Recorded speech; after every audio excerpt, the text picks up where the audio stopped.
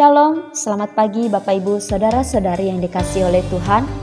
Pada pagi hari ini kita akan mendengarkan renungan dengan judul Menjadi Pengikut Kristus yang Setia. Pada pasal 11 ini, kita melihat bagaimana Paulus masih mempertahankan nama baiknya. Hal ini disebabkan karena pengaruh guru-guru palsu yang menghasut jemaat Korintus, sehingga jemaat Korintus meragukan kerasulan Paulus.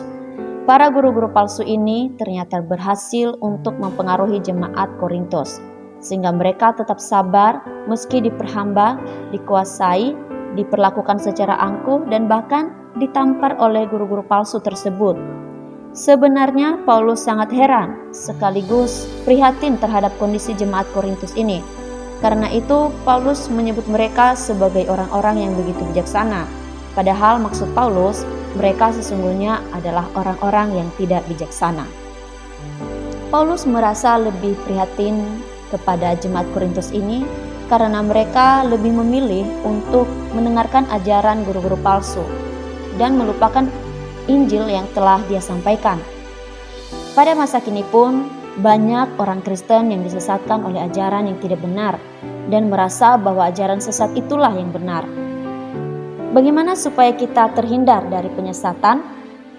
Hal yang pertama yang harus kita lakukan adalah membaca Alkitab. Alkitab bukan sekedar buku bacaan, tetapi firman Tuhan yang diberikan kepada kita untuk menuntun kita ke jalan yang benar.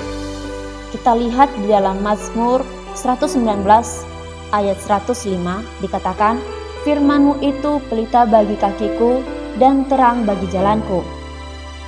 Saat kita membaca firman Tuhan dan merenungkannya, maka firman Tuhan itu akan menjaga kita, memelihara hati dan pikiran kita dari hal-hal yang jahat.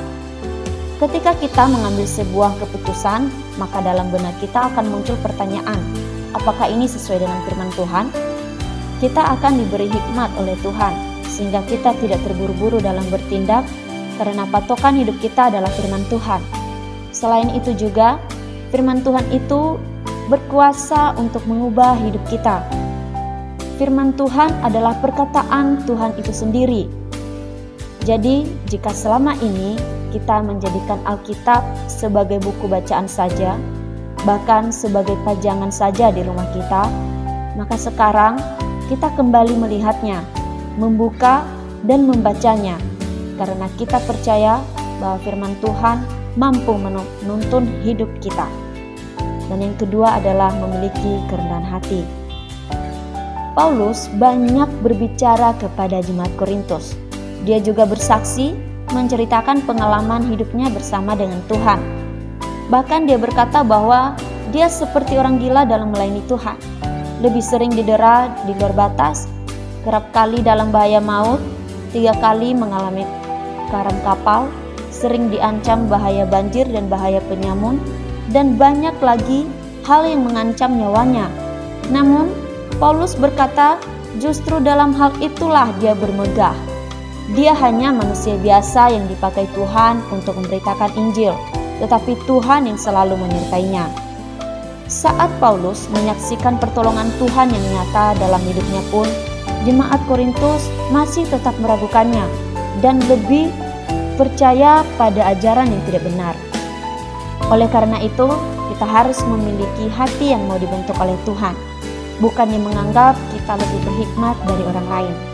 Saat kita punya kerendahan hati, maka ketika kita mendengar kesaksian orang lain bersama dengan Tuhan, iman kita diteguhkan karena kita melihat betapa hebatnya Tuhan kita dan pertolongannya yang nyata dalam hidup kita. Atau di saat kita ditegur oleh firman Tuhan dan kita menerimanya dengan rendah hati, maka kita akan mengalami pertumbuhan iman. Kita semakin mengasihi Tuhan dan sesama, sehingga semakin hari semakin serupa dengan karakter Kristus. Biarlah lewat renungan hari ini, kita semakin diteguhkan dalam melayani Tuhan.